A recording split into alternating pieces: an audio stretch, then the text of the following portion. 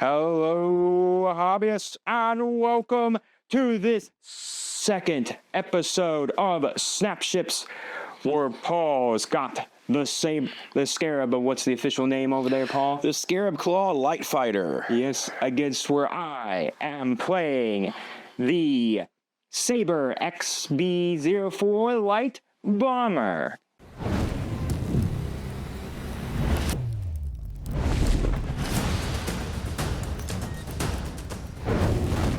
Yes, folks, it is our second battle report for Snapships. If you saw the first battle report, it should be appearing in the corner for YouTube right now. You know that Paul and I are going through each of the pre-made ships, and then we're going to jump into building our own ships. And I do have a couple more ships from the Snapship company as well. I think Lynnvander Games, it's on the box. I probably fully pronounced that name. It's on the side. Lynnvander Studios. Lynnvander Studios. I did completely pronounce the name wrong. That was terrible. 0 of 10. Try it again. Just kidding. Go ahead. Yes, yes. But anyways, we are back once again with this. Now, this battle report's going to differ a little bit different from the last one. In this one, we're not going to go through the ship card, show you with that post movement, and then jump into the part card. We're going to show you the full movement. So, where Paul is before and then after, and then we'll, of course, you know, the ship card has to go. You have to do your turn. You don't have to do your turn. You do have to do your move, and then we'll show you the part cards, and then where everyone has concluded all their movement. And then if we did decide to use any of our parts then for our shooting or anything like that, then we will roll up those dice for you. But anyways, this is our battlefield today. This is the old Fantasy Flight Star Wars mat. It's a 3x3 mat. It does work for this game, for our 1v1. If we get more ships, we'll have to definitely expand out the mat past a 3x3. But anyways, we have a couple of debris clouds, ion clouds, and then a vortex. They all do different things. We'll discuss those if we happen to pass over them or land on them or do all of that. Most of them tell you right on there. The debris clouds give you an extra agility. The ion clouds allow you to disperse an energy or one of your cubes off one of your cards. And then I'm not exactly sure what the little warp cloud thing does, but again, once we pass over it, we will talk about it. Anyways, Paul won the roll-off, which means Paul gets to go first. And in this game, you set up on the board. So you stay off the board, and then you set up onto the board. So, Paul, you are going first here. Where is your fighter going? Remember, you have to touch the board edge. Yeah, over there. We're going to try some goofiness. We're actually going to angle him a little bit. That sounded so terrible. A little bit. Shout out to all the southern people. I'm from Georgia. We're going to put him right here. We're going to angle him. Actually, you know what? We're going to go right in the corner. We're going to try something goofy right in the corner and angle him just like that. All right. So that's where Paul is coming in with his fighter. Again, now Paul does complete all his actions, and then I will come in with my fighter.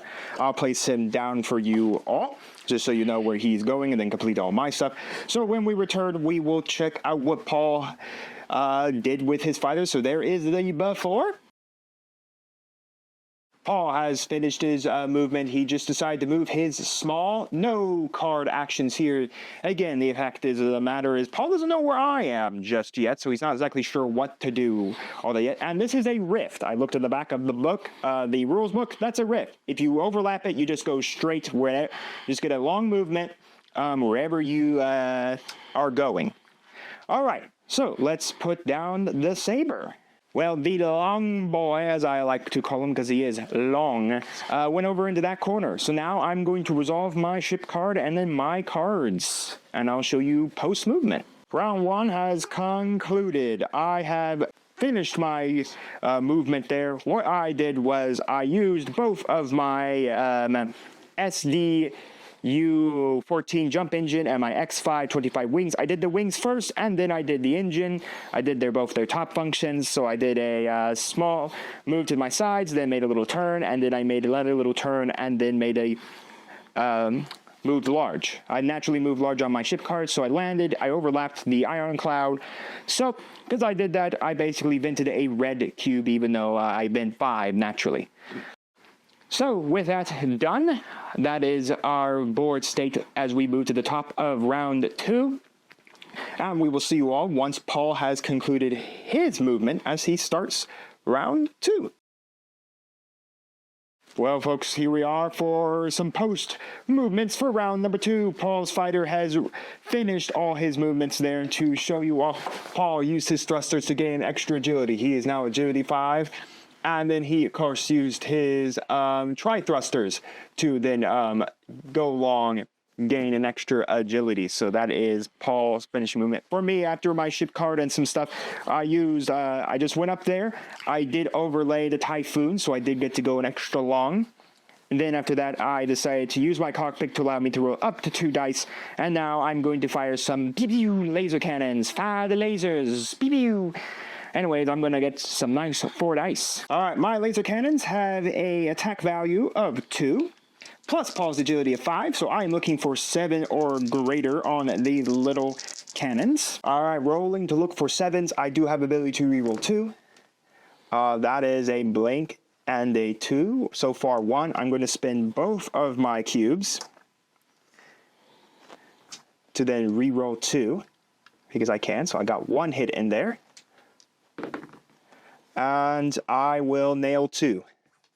So 2 damage to Paul's fighter. All right. So again, folks, there is no dodging in this game. It's all just about wailing into each other for the fun.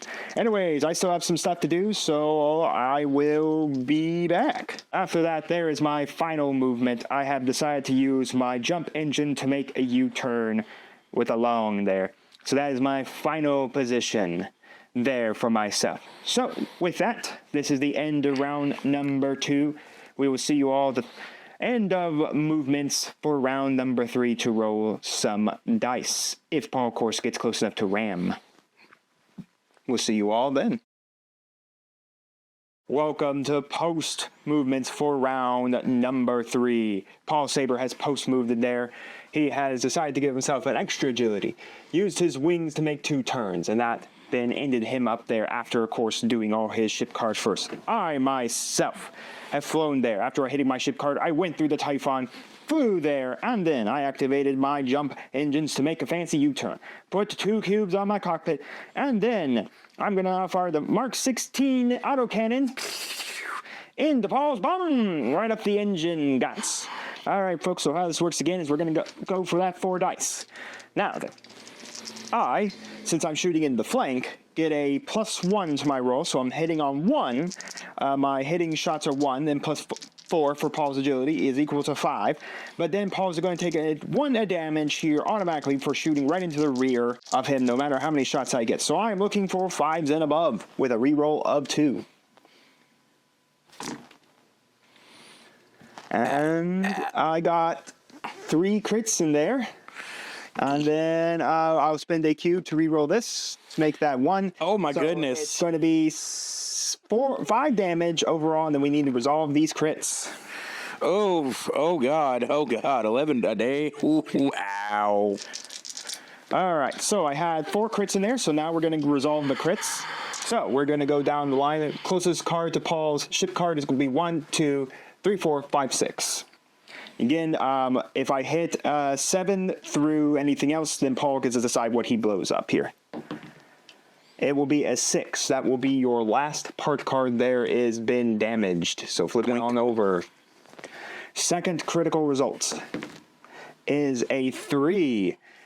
It's that one. That one is now out. And then final critical result is a 7. Paul gets to choose what he wants to crit damage. We're going to, let's see, we're just going to crit damage just BZ. You don't want to do that. If you crit damage with that red cube, you take enough damage for the vet. Oh, that's right. Thank you. Well, I got to do a U-turn, so I'll go ahead and just do this, and then... All right. That is crit damage there. Whew, what a turn. Man, that was some serious damage right there. Anyways, that is pretty much it for me. I only have 1 fancy cube, and I can't do really anything with that 1 fancy cube. I could give myself an extra agility, but, I think I'm fine right now. So, we'll see you all in post movements for round number 5. Here we go. Post movements for round number 5. Paul has flown up there with his ship card and his wings, and then he, of course, gained himself another agility, fixed his Sabre cockpit, and fixed his thruster over there. And then I, of course, using my ship card, flew into the ion, and then it disperses my last red cube on my jump engine. And then after that, I, of course, over here, still had the cube on the cockpit. I then, of course, used my wings to get up to where I was after using my ship card movement. And then now I'm going to fire lasers into Paul's flank for more laser cannons going hot into Paul's flank. I am in the flank, so Paul, I gain one less to make the shot here. So it is going to be 5s again, 1 plus Paul's agility with a reroll of 1. All right, so that's 3 there. I'm going to burn my cube to reroll that. 4 more shots. Woo! Landed right into Paul. And then I still have 3 cubes left. All right, let's see what else I can do. Paul only has 2 hull left on his ship. I finished my movement by using my jump engine to go make a turn and then go straight. So that is where I end. So as we move into the top of round number 6, we'll see you all for post-movement. And, of course, to roll some dice and see if Paul just explodes into space dust. Welcome, folks. Here we go. Paul has completed his movement off his shift card and used his wings, then his thruster, and then he's going to Gatling gun me right into the flank and the rear. So I'm already going to take 1 damage here. Paul reduces his attack value by 1, but I'm in soft cover with an agility of 3. So Paul's got so it's 5 plus 1. Paul is looking for 6 on 6 dice. 6 or greater on 6 dice. Now, the dice could be good to me today if they want to. Yes. Or they could be absolutely horrible. Wow, that's a lot of 1s and 2s and 5. There's a 5 in there. But I got to be 6 or better. Yeah. Yeah. So unfortunately, you don't have a way to re-roll that. Oh, man. So sad. Sad. That is terrible. That is absolutely terrible. That is terrible. All right, well, Paul basically doesn't have anything else he can really do. He could increase his agility by 1. If he does do that, we'll talk about it. But anyways, I'm going to complete my maneuvers. All right, folks, that's where I come to a stop on the battlefield. For me, I did invent all my cubes off my laser cannon. I used the top ability of my engine and then used my wings. That's where I ended up. Anyways, we'll see you all in post-moves round number 7. Maybe this is the chance that Paul can come back to win the game. We will see. Here we are, folks, at the end of round number 7. This is the post-movement of it all. For Paul, he ended up there getting himself an extra agility. He is up to 7 agility. Anyways, he's used, of course, his booster. His fins did not get completely removed. Used the Scarab cockpit, used his, returned his sabers back to normal, and then, of course, did not remove the heat from the Gatling gun. And then I, of course, launched 5 missiles at him, so my ship ability allows me to fire 1 more missile by gaining additional heat on my missile card. So for me, I used my jump engine little U-turn ability and then launched basically 5 missiles off of this by taking an extra heat. So that's going to take some time to get down so I could use that again. But anyways, that is it. The missiles do not detonate till the end of Paul's next turn. So after the saber moves, we will see if the missiles just explode on it. Think of the missiles flying off into space towards their target. Paul's got to try to figure out a way to stop them. Anyways, with that, we will see you all in the post-movement for round number 8, or Paul's destruction, as missiles come wailing into his sides. Paul has resolved his card. He's going to begin by triggering his chain guns ability, or his little mini Gatling guns, to be some anti-missile defense here. Paul is looking for 5s or better on 5 dice. He needs to try to knock out as many of these missiles before they come in. They do 2 damage a pop here to him. Paul will knock out 4 of them. 4 of them. Woo! Well, that works. Those Gatling guns were explosive. All right. Anyways, Paul still has a couple cubes left to deal with, and then we have my missile to resolve. All right, folks, it is missile time. Missile time! 1 single missile comes coming in. Anyways, I'm going to roll 1 dice. It's a plus attack modifier of 0 plus Paul's agility of 3. So I am looking for 3 or greater. Oh, God. That is a nothing. A blank. I rolled a 0. I could have killed Paul right then and there for that missile, but unfortunately, Paul's Gatling gun did an amazing job killing missiles, and then I happened to roll a 0. I live for one more round. By the way, on a 3 up, I rolled a 0. Wow. 3 up and I rolled a 0. Talk about my luck. Anyways, my ship gets to go. Paul is done for his activations. There's where I have completed my movement. I did my ship card and then I put 2 on my cockpit. And now I'm going to fire my lasers. It's time for laser fires. Anyways, Paul's agility 3 plus then 2 more agility off of that, or plus 2 more on my hit modifier because of the soft cover. So I'm hitting on 4s plus Paul's agility of 3. It means I'm hitting on 7s with a reroll of 2. Survive that round. Nothing there. I will burn both cubes to reroll 2.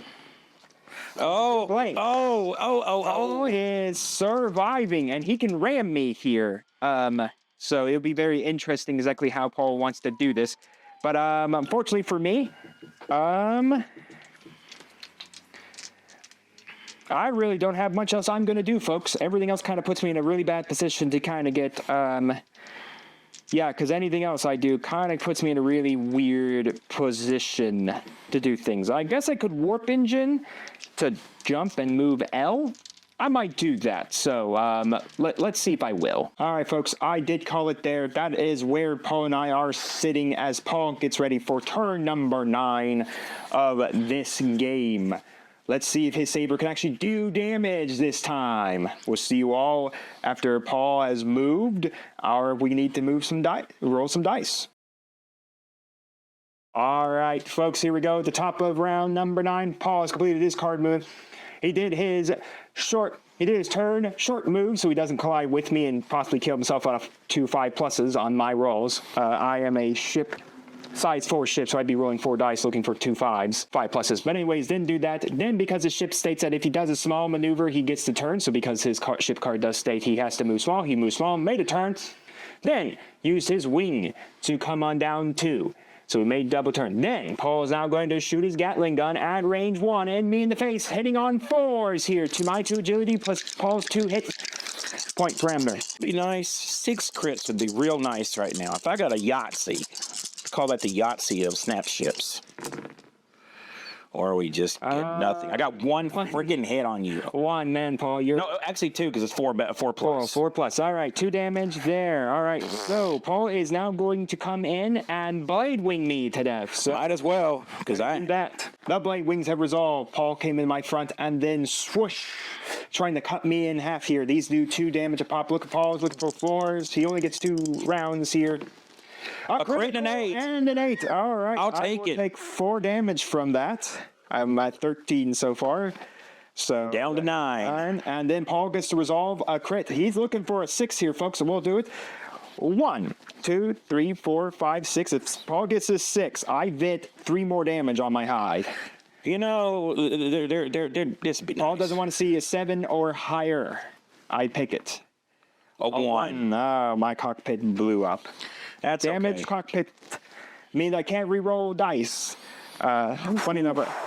All right, well, that is where Paul ends. It was a bloody turn for Paul. He really did strip my fighter there. Now, if only my last turn, that one that I totally whiffed, I would have got some hits on. Yeah. It's to be really competitive right now. Oh, yes. The whiffing turn did hurt. Also, your Gatling gun didn't do so hot for you either. No.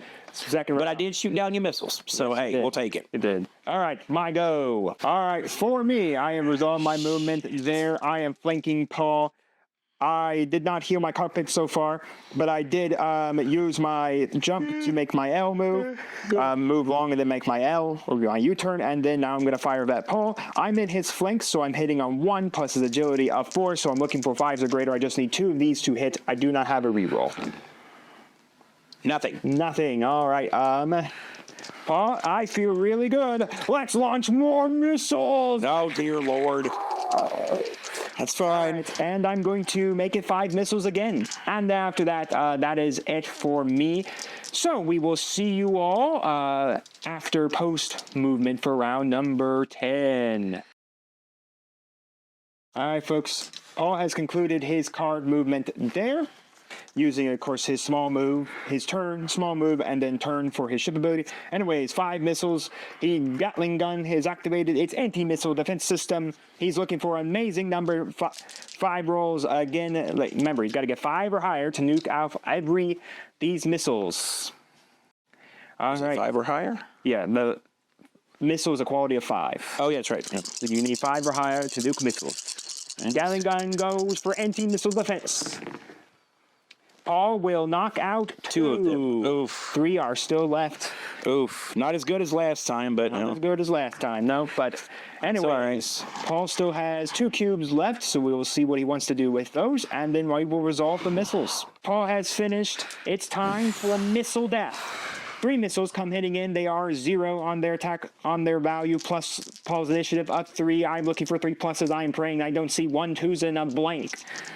All right, 2 damage each. 1 just needs a hit to kill Paul. 1 hit. Does. Oh, so close. I'm 1 and a 2. Darn it. That is a missile exploding onto Paul. And that is the death for the Scarab. After 10 rounds of flying, that is it. Let's go into that post-discussion. Well, folks, that's it. Game 2 goes to me. Game 1 went to Paul because he played the Sabre and I played the Scarab. And then Game 2 goes to me because I played the Sabre and Paul played the Scarab. But it was competitive for a really was. time. It was. Paul whiffing on the first minigun shot really did hurt. And then my missile, 1 missile whiffing like very late into it. But yes, that was a lot of fun. Little side note, Paul and I actually already recorded this game before when we were over the other location. If you guys remember the weird audio few videos we had, we were in the other location. Neither of us. Oh, yeah, that's right. An air conditioner right above us while we were recording. So we already recorded a full episode of this. And then when my laptop busted, my first one, I lost the full recording. Won't lie to you, folks. I was not sad about it. The quality of the audio sucked. And I think I won that one too. So no, I think I got it. That's why I said we got it exactly 1-1. But yes, that was a lot of fun. Really competitive towards the end. Yes. I hope you guys enjoyed this style of the recording. I think honestly, in future, I wish we could get an overhead camera. I think that would be a whole lot better, so you guys could see a lot more the move. But that's for future financial discovery on doing that one. Yes. But anyways, yes, it was a lot of fun, very interesting. I really like this game. I played enough Star Wars X-Wing with Paige. If you guys don't know, we do a lot of Star Wars X-Wing on the channel, so you can go find all of that. I'll put YouTube will pop a thing over there where you can find the full playlist of all the Star Wars X-Wing battle reports we've done so far. But this one's a little more different. In fact, there's no dodging. You just take every shot. The obstacles are good for you. But yeah, we randomly generated the obstacle format.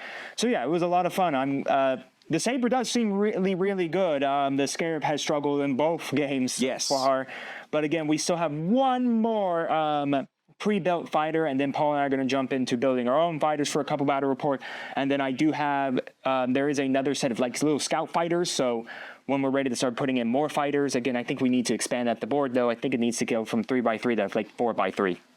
Makes so sense. We'll have to get a bigger mat at that point. But yeah, it was a lot of fun. If you're wondering why I don't have the ears, I totally forgot them. That's why I'm not my furry self today. And I don't have any hair, so it's just, nice and shiny for the most part. Yes, but yeah, Paul, you nearly had a comeback. It was close. My Gatling guns whiffed.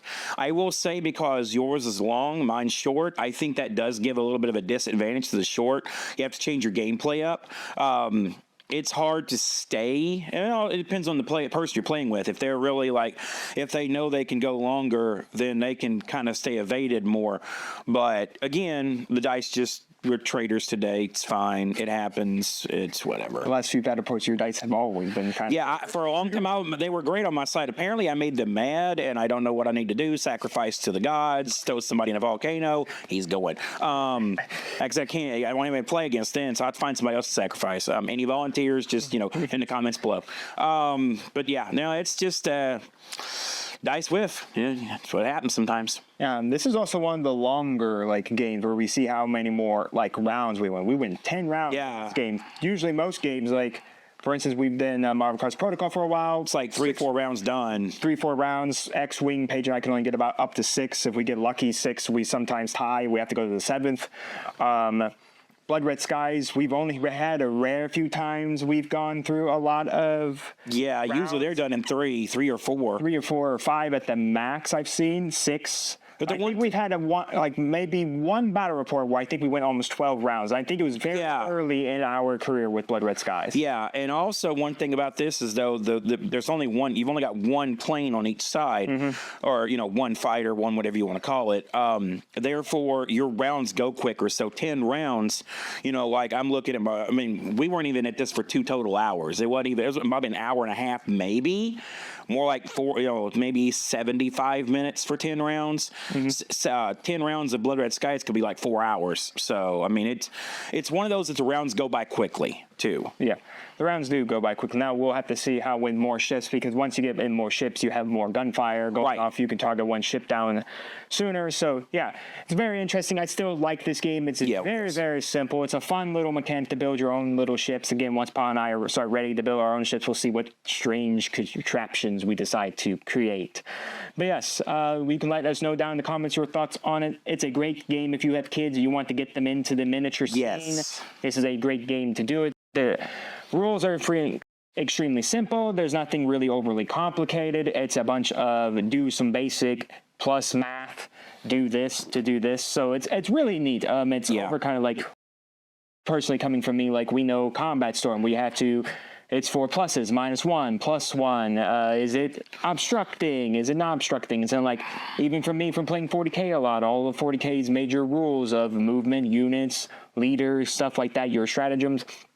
So if you're looking for a very easy, very simple war game to get into, to get your feet really wet into the wargaming scene. I know a lot of people like to get their feet wet with 40K, but that if you're more into the modeling, designing, coloring, but if you're looking to just get something with your kids, you can put on a 3x3 mat, like your kitchen table, and then you get all the obstacles with the starter set. So I'm like, you get 2 fighters, go ham. I mean, that's really just it. Heck, you don't even need like all the red and blue cubes. If you got things that are red or blue, you can do that. So yeah, it's a lot of fun. I still highly recommend to anyone who's looking to get into the miniature scene, who wants to play a small scale skirmish game.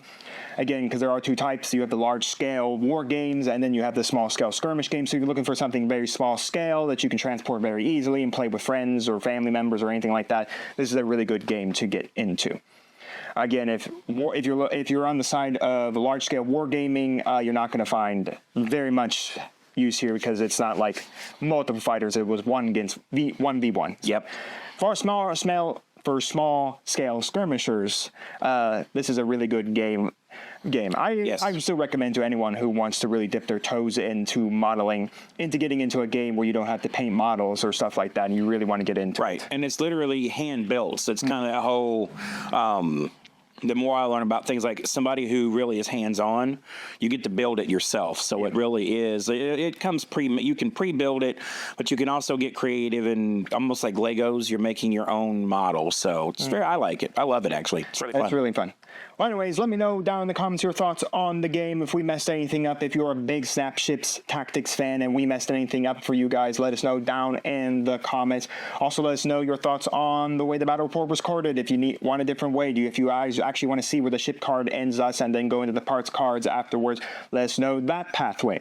It's kind of janky. Yeah, I will lie, it's kind of janky to edit and it looks kind of choppy. The way I liked this method, but if you guys really want to see with the post of the card and then post of the part cards, let us know down in the comments, all that. And I know you guys enjoyed this battle report, and I know you really enjoy seeing Paul do all the battle reports and me win all the games, apparently. Before he goes any further, anybody who wants to make a sacrifice in honor of my dice, do so. Put it in the comments that you sacrifice for me. Appreciate you. Yes. But anyways, if you want to see him win in Blood Red Skies, or me win in Marvel Crisis Protocol so far, or Paige beat me a whole lot in X-Wing, some really good games in there. We got a lot of stuff. But if you want to see all the new content we're coming out with, we got always something new we're trying out. I want to try out some bolt action. I want to do some Ostang Panzer with Paul. I want to try all of these war games I have in my collection. If you guys want to see more Marvel Crisis Protocol, more Star Wars X-Wing, more Snapships, more Combat Storm, whether it be heroes or traditional, you want to make sure you subscribe to the channel. Make sure you ring the bell. Make sure you like this video so we all know you're enjoying the content. And with that, we'll see you here next time on Mama Dragon's Miniatures.